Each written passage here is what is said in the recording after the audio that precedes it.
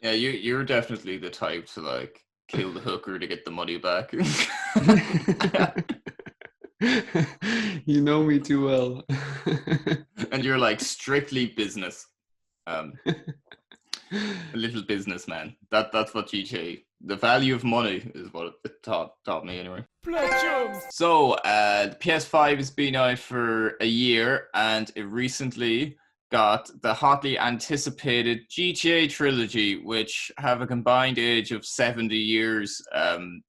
Welcome to the current or next gen, Dan. Thanks. Happy to be here. Yeah. Happy to be here with the current gen. So, I don't know about you, Dan, but I think it's fairly safe to say, we grew up around the same time, and Grand Theft Auto is a franchise that we kind of grew up alongside, and it's easily one of the most influential, if not the most influential game or series like ever made. I hold all the games in very, very high regard. Like I remember seeing GTA 3 for the first time way back when, and it blew my mind. Like, and Vice City afterwards was literally so formative in terms of like my music taste and stuff, and using slightly Italian American phrases for like a brief period when I was 13. And then like San Andreas for me is still, I think like the almost like the peak of open world design in terms of like how balanced the map is. Like I will die on that hill. It was just perfect. So rumors were afloat for quite a while that those three games were going to get remastered or like a full-on remake, and then Rockstar seemed to drop just a big steaming pile of turds on everyone. So, Dan, I think I've butchered this intro enough. Long story short, I like GTA, and this definitive edition hurts me. What's your take on it? Yeah, I think that's a fair assessment. And now, to preface this, I haven't played the definitive edition. I've watched a lot of videos on it, but Same. I would say I would class myself, maybe not as much as you, but I would classify myself a bit of a connoisseur of, the GTA Of series. of the Well, Grand Theft Auto. yeah, maybe not the original 2D games, the top-down ones. I only played those in kind of passing, but yeah, GTA 3 was where it all kicked off for me as well. It's actually my dad who told me to get it. I was like, whatever, 11 or something, and my dad was like, "Oh, you have to get this game. Everyone's talking about it. It's supposed to be really good." And he didn't even play games. He just heard someone say how good it was, and Like, then we Dad, we got don't it. even have a PlayStation. What? Yeah. I am a huge fan of it, of the series. I'd say probably San Andreas. I think Vice City is your favorite, but I'd say San Andreas is probably mine. That's a hard one, like, because I don't really know. They're all so unique. Like, there's something about the atmosphere of GTA 3 that was never redone in any other game or recaptured. There's something particularly dark and gloomy. Or that game just has its own soul. I don't know what it is. Yeah. Well, that And yeah, game did a lot because it really did like shake things up. We spoke about, say, Resi 4 the last day and how that changed kind of the landscape. And GTA 3 did the same thing for open world games and for oh, it's you like know built the landscape, the like open built it, worlds, like essentially built it. still in that same kind of like dynamic or same kind of foundation. Is still all built on the back of GTA 3. Yeah, Um, and it's kind of crazy to me that those three games were released within 3 years of each other. Like GTA 3 that's just 2001, Vice City 2002, and then San Andreas 2004. Um, that's mental. Yeah. like yeah, I don't. I think it's nearly impossible to give those games enough credit. Yeah, And like I could talk about them all day, but I think for the sake of this topic, I was really looking forward to the definitive edition in a sense, just to see what they would do with it. But it's kind of bizarre that the rumors were, kind of circling for a while, and then it was like a trailer just happened super quickly, and then the release date happened even faster after that. It seemed to just get confirmed, and then it was released and out there very quickly. Yeah. I'm sure anyone that watches our channel is somewhat like, you're a few layers deep into the gaming community. If you're watching a trophy focused channel, I mean, it's safe to say what the crack is. So we're not going to like bore you with it, but I think I think that this remaster was particularly depressing for me because it was either one of two things. One, Rockstar just didn't do any sort of quality control on it, or didn't look at it at all and then just put it out there, or they did and they thought it was good enough. And each answer is equally as depressing as the other. And I know they've since, released an apology, but this is one of those times where they can shove that apology up their hole. Like they can, because I revert back to my point just prior that which one of those is it? Which of those two answers is it? Rockstar Games, and I don't know what they thought would happen, or did they just not care, think that the name would sell on its own merit. But then to remove the original games from, Steam, PSN, or whatever, that's just like sinister, because then the only way for you then to play or buy those games legitimately is to buy the definitive edition, which is of course going to be far more expensive for a longer period than those games were in the original versions. The definitive edition is going for €60, $60 or whatever. Within a year it might go down to 30, 40, but Vice City was selling for $5 or a couple of euros, same with San Andreas and stuff. And then I just feel like, in terms of like games preservation, those three games, this is where the video game industry confuses me. Those should be in like, like the film societies, the vaults where they put like the most artistically important and culturally significant films away in order to preserve them. Yeah. Same with music, same with like books. I mean, to kind of haphazardly throw those original versions of the games that made the company what it is, because Rockstar is not the behemoth before those games, it just wasn't.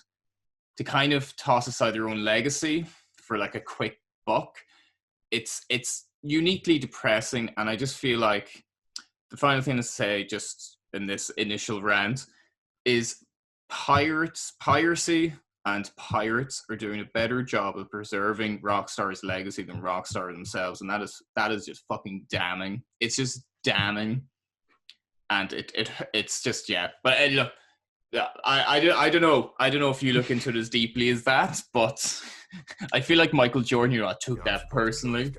I'm supposed to dominate. Well, I have to pat myself on the back here because I have to say I called it completely. There was a thread on PSN profiles when it got announced, and I said I was one of the first people to kind of comment on the thread, and I said I'd say it's going to be pretty low quality because they've removed the original trilogy and they didn't want that in like direct competition with themselves. Mm-hmm. So that's how little faith that they had in themselves, was that, guys, we can't have this definitive trilogy while everyone can buy the other games, because there's just not going to be enough of a difference. And unfortunately, in a lot of ways, the definitive edition is even worse than those three. I know there's definitely some huge improvements, like the controls. The lighting, based on what I've seen, because I know we both haven't played it, but I've watched a lot of footage.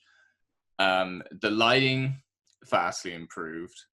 I think the real-time reflections, fantastic. Real-time shadow casting, and that's great. But man, like, even the textures are worse. The animations are jagged. Some small details, like being able to leave tire marks, is gone, because like the base of these definitive editions are the mobile versions, not the original game. Code that was on PS2. They open up the draw distance in San Andreas, which completely takes away the atmosphere. Yes, on paper it's like good to have draw distance, but it's like you just see the whole map, but it's riddled with popping. It's like it's insanely poor popping, and then same with traffic, where it's like kind of little paper cars, but then as soon as you get close, they disappear. But from a distance, you see the cars driving into each other in the same lane. Like the swimming animations are just destroyed. There's a lot of like the interactivity. So like the boxing bags in the gym, which you could punch in the original. They're just non-interactable. Like, I could go on there. There's just no love in it whatsoever. And I just feel like if they were going to make or remake or remaster whatever these games, I mean, like, I think they've done the worst job possible. I don't know how they could have messed this up any more than what they did. Yeah. And I don't know what their mindset was, if, as you were saying, to like remove competition by removing the originals, or just get the name back out there and just make sure that people who haven't played them, they, younger people who probably are our age when the game's initially released, if they've no way to actually access the originals, and because it's got a fresh coat of paint, the younger people will lap it up and they have to pay the premium. I don't know, but yeah. Well, I think some people might just to go back to that point, some people might criticize two men talking about GTA Definitive Edition when we've never played it, but I would counter that point and say, I think the fact that we aren't playing it when these are pretty much some of the most definitive games in our gaming life, the fact that we aren't going back to them with this, what's supposed to be a definitive edition is pretty damning in itself, because I, for one, I'm definitely a bit of a sucker when it comes to re-releases. I've dipped my toe in many a re-release, a questionable re-release, and unfortunately, this isn't a Rockstar specific issue. This is a pretty common practice these days, it seems. We've got Skyrim out again for the PS5 anniversary edition, and it's literally the same, and they've added in 10 years worth of workshop stuff, and the dragon has 10 extra polygons. No one even wants to, these are like the gimped mods, from the PC, basically. It's the creator approved ones, or the Bethesda approved mods and stuff. So like, this isn't substantial enough to warrant a new game. The graphics are the exact same, and it's the same game that everyone can play on their washing machine. No one wants to play Skyrim or buy Skyrim again.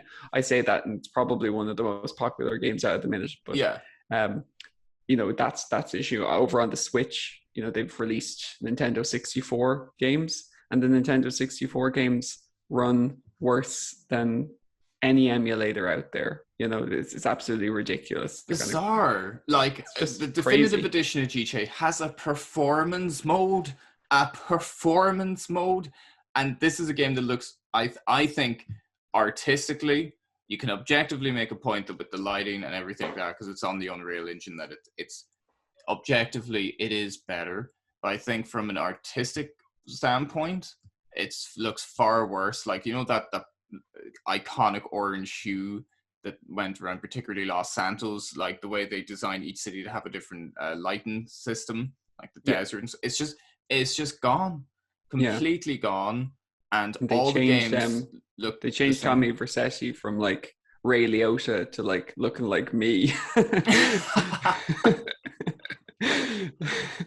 Like generic, like Italian mobster number 5. But like, he doesn't even look like a mobster anymore. He looks like I don't know. He looks like some guy. He looks like a dad that like picks up their kids from school or something. Yeah, and then also reads bedtime stories. But like whatever about the character models, which is like, my God, like some of them are just beyond the pale. They look like Lego that's been put in a microwave.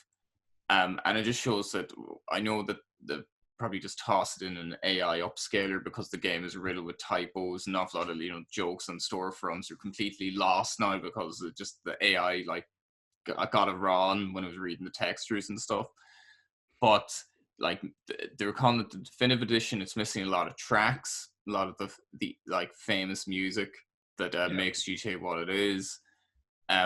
It's, I don't know, man, like, it's something that cuts deep to me, because the thought of like, even like not like a full-blown remake, but something with almost the same amount of polish as GTA 5, or even halfway there, increase the pedestrians, increase the traffic, take the time to properly, go through with a fine-tooth comb to bring That's these all they cities. needed to do. That's it. Yeah, that's all they all they needed. needed to do, Yeah. like Map the controls to GTA 5 controls, do slight quality of life up, improvements, maybe upscale it to 4K. We didn't even need the lighting. I know it looks nice, but like you said, it's completely changed the fundamentals. that's the thing. Like, artistically, like the lighting doesn't fit with everything around it. Whatever about how aged GTA games are, I think that they're cosmetically so consistent and everything works together beautifully. Like the cutscenes in the definitive edition they're gack. They're painful to look at because they seem so disassociated with like the actual gameplay. It Yeah. doesn't have that consistency in artistic design and what they were trying to do. And like it was all these small details were like the fog in San Andreas.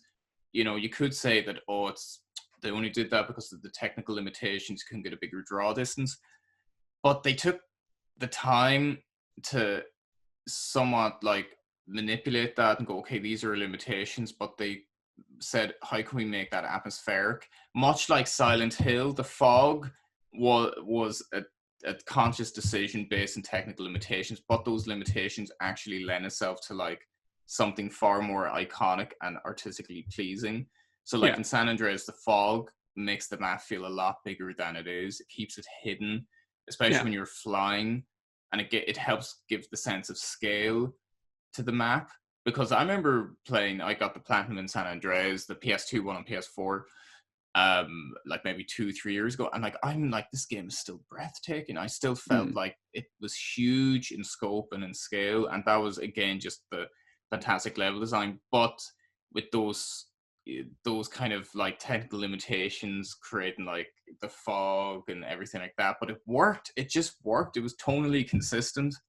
It's like the exact same situation as Silent Hill, so it's not like they didn't realize what removing, a feature, it's when they have a limitation, but they work around that and implement it into the game. And then they go back and they rewrite it and they're like, oh, well, now we can do this. But it's like, yeah, but there was a point for it. There was a reason why we put it in there, and it helps the game. We've turned this limitation into a feature of the game. And like the soul of it, or I don't know what it is, but just to watch gameplay footage of it, it's completely lost. Its soul, it's present, its iconic sort of feel.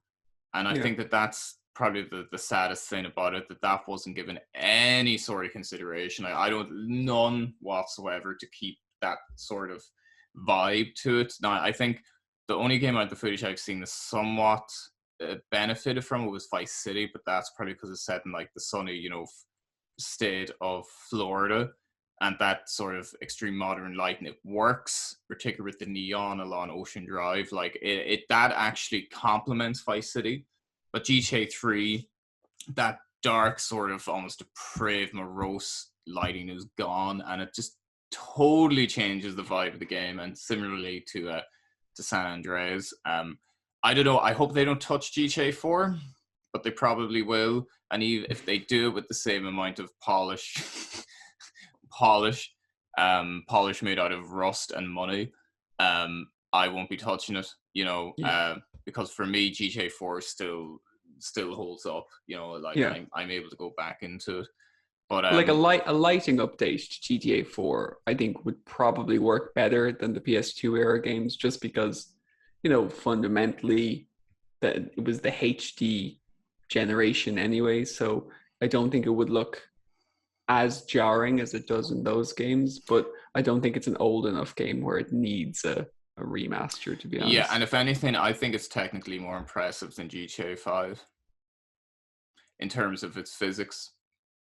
Yeah, I haven't actually played GTA 4 in probably 10 years, so I can't speak too much. There is a lot of really small details just because the Euphoria engine, I believe it was Euphoria, that was toned way down in GTA 5, and I think the 4 still, to me, is like the best in terms of gameplay. That would be it's a speed that I enjoy. It's a speed that I enjoy. But yeah, I don't know.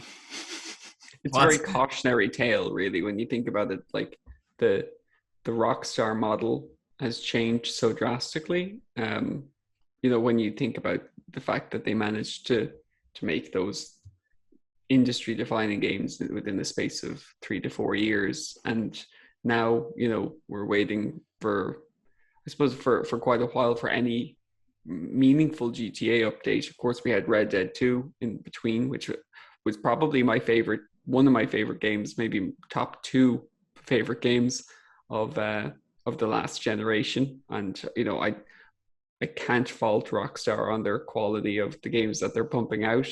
It's just, I wouldn't say they're pumping them out now. Well, yeah, sorry, yeah. That they're drip feeding.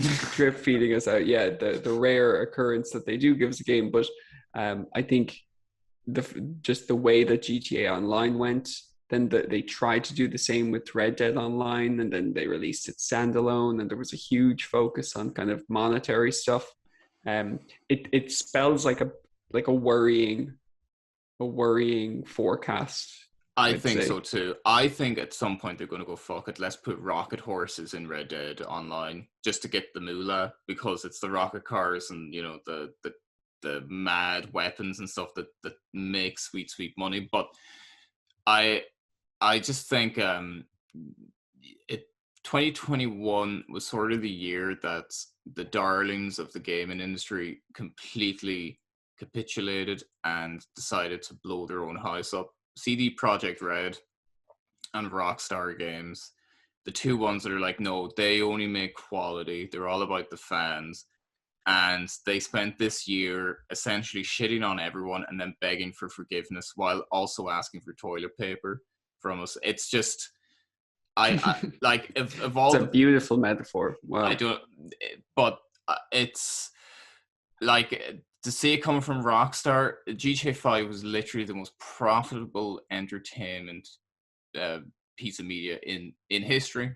In history, I mean, they could give 10% of a week's earnings from GTA Online towards Grove Street Games to remake this, and it would be a sizable budget, but it just seems like they gave a group of interns a weekend to get this done, and they're like, we need it for a quarterly earnings, or to buy us some time, before GTA 6, because I think they're just trying to milk GTA 5 for all it's worth. Because I'm starting to think, I might be proven wrong on this, but with the Heiser brothers gone, I'm starting to think that there's a bit of a creative brain drain happening there. And I feel like, Red Dead 2 was the last kind of rock star of the kind of quality that we're familiar with the Heisers kind of at the forefront creatively. I think that may have been the last horse out the gate. I hope I'm wrong, but I do think it's fundamentally becoming a different company than what it was, and the company that, made games like Bully and GTA, Vice City, Manhunt, all Max Payne. I'm starting to think that might be a thing of the past, because this, I don't know, I've an awful sense of dread. And it seems to be happening everywhere, to be honest, with all these amazing companies you mentioned, CD Projekt Red, Blizzard have, fundamentally just been shooting themselves in the foot for the last Blizzard as well. 5 years. BioWare, went from possibly the most reputable kind of, RPG consumer-friendly games, and to, the Anthem. To Anthem, yeah, they went to Anthem. But in fairness, the Mass Effect remasters were given a lot more love than these GTA re-releases. Yeah, fair. Give credit when it's due, but I still think they didn't do a whole lot with Mass Effect. And our Mass Effect 1, I think, got like a hell of a lot of work done to it, in fairness. But it's like they put the resources where they were needed in a way that made sense. Like, I don't know the ins and outs of game development. I'm going to obviously state that, that's on the table. But when you see what people, on Steam can do, or just in the modding community in general, like the stuff that like say I used to play Skyrim a lot on the PC, and the stuff that I was able to add to the game and make it look like and make it run like, I remember I had like 40 mods running one day to make like everything look just like amazing, and it literally changed the game. Like Mm-hmm. everything, the water, the stones, all these texture packs, and the game looked unbelievable, and it ran really well still. Obviously the mod thing is a bit of a mess when you have too many, because if you move one in the wrong You don't order know, or something, yeah. everything goes arseways. But like the fact that like say these people can make these mods, Dave in his basement, and they don't even, like, a lot of the time there's like zero recompense for it. They're not getting paid. They're not. It's out of passion. Yeah, and then you get like a giant corporation. Like, obviously it doesn't surprise me.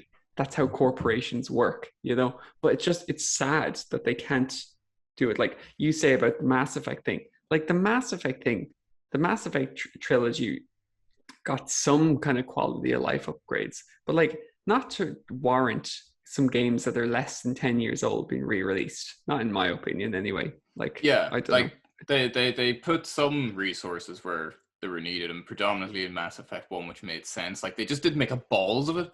Yeah, Like, is that the bar? Like, is that how high the yeah, bar is? Like, don't yeah. completely make your game worse, and Like then we're like, wow, well like done.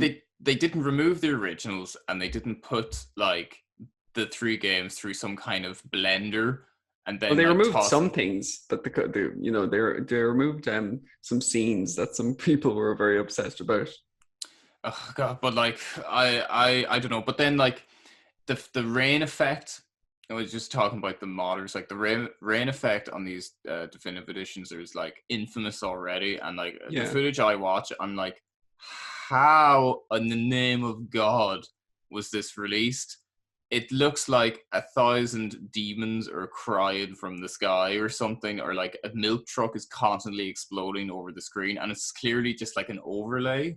yeah, And I just feel like what was wrong with the original rain effect? It looks so much better than whatever the hell that's supposed to be.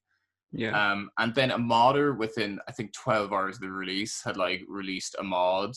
I could be wrong, but like very, very quickly after the release, and it looked infinitely better. Yeah. And like, Like you said, though, it's these, obviously the job was handed to that grocery development team. games. Yeah. Yeah, and I know, like, I looked at their back catalog, and I saw that Oh, it's obviously woeful. it was just iOS games and things like that. Yeah. Fine, they're obviously able, they have their niche or whatever. But like, I suppose them going back to do the game, a game that was, I suppose, industry leading at the time. It's kind of like me going back to like the Mona Lisa and being like, well, like I can update this, and then just draw on some crap on it. Just Like, freestyle it. Yeah. So like, I don't know, maybe it's harder than we think to like go back in. Maybe you have to like really understand how the game was created to make it better for the next time. I don't know. I don't know. I think that they essentially got a development team from Fiverr.com and said, we'll give you a $5. And the fact that they outsourced it, they've like one of the largest development teams on the planet, in terms of games. Could they not, use one of their studios, San Diego, Vancouver, use the people that they have in-house? And like, since the majority of the work is done, you can see what one modder can do. I'm fairly certain that any developers that are working in Rockstar are pretty good to get to that level. They're pretty good. If given the time and resources, they're pretty damn good. Even give a small team of 24 or 30, a couple of years, because the majority of the game is there. And, I've messed around with texture modding with a friend on PC, and, it's not too difficult. So I don't know, man. I feel like my heart is broken and my dreams are crushed. What did you think about the trophy lists? Considering that was the only the saving update. grace was that they actually gave a trophy for 100% in San Andreas. Yeah, which I thought that was a big difference. Yeah. yeah, that completely changes like the whole dynamic of the San Andreas list, because I actually think San Andreas was maybe the easiest out of them, Yeah. out of the ones that the PS2 emulated ones. Vice City definitely the most annoying because of the take the cannoli. But yeah, that makes that platinum far more worthwhile. Yeah. Because the San Andreas 100%, there's a lot to it. Huge Like amount. Yeah. yeah. So I guess that's one thing. Well, Yeah. we'll give credit That's for. Yep. And that is the core of our channel. So we approved the definitive of Yay! Stop hating. They added a Good trophy. job. Yeah, Good job. good job. You barely did the minimum. Good job. Yeah. So we now know that the bar is basically set as if you want to re-release a game, it can only be like maybe like 20% worse than the originals, and that'll be acceptable. And anything lower is unacceptable. And add an easy platinum for a 10% increase in the review score. Yeah. From these guys. But add a difficult trophy on a game that should have had the trophy initially. That's 15% bonus. I think this is how the maths work out. But look, I just think I'll close with this. I expected better from Rockstar. I expected far, far better. A bit more love for the games that kind of made the company what it is. And I think it's a sorry state of affairs if 3 games as influential and as legendary and as iconic as these are given this kind of treatment and then slap with the definitive edition. It's, as you said, it's like replacing the Mona Lisa with, I don't know, the back of a cereal box. It could be considered art in its own way, but we can safely say it's not as good as the original. My closing remarks on this one is I feel like, when a game is re-released, I would use myself as like a barometer. I don't know, do you say barometer? I just was thinking about that Steve Harvey meme about his barometer. But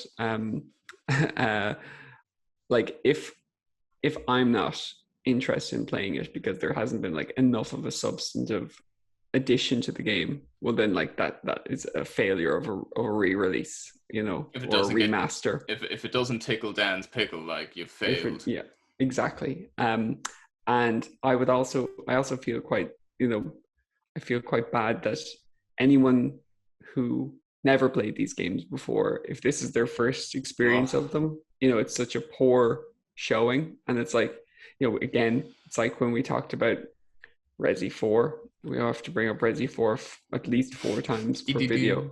But the fact that like that game was so revolutionary when it came out, and now maybe it's like a little bit dated when you go back. Like older games are always going to feel a bit dated when you're spoilt with modern luxuries of like good controls. I remember the days of trying to play like Medal of Honor. What was it? Medal of Honor Rising Sun or something. And I just remember Call of Duty Classic was rough. Yeah, the controls are so bad. I was like, how did anyone ever think that this was Golden, it's revered. The N64 controller was great, but the controls were atrocious. It's like you aim just like this.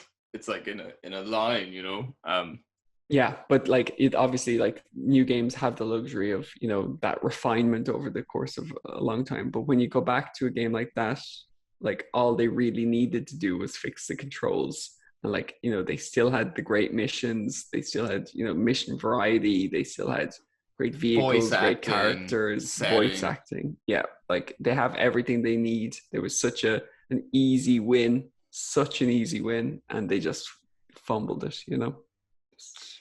Well, we'll see you next time on when game developers act like pricks. I'm at the rate we're going, the new episode will be out in 2 weeks.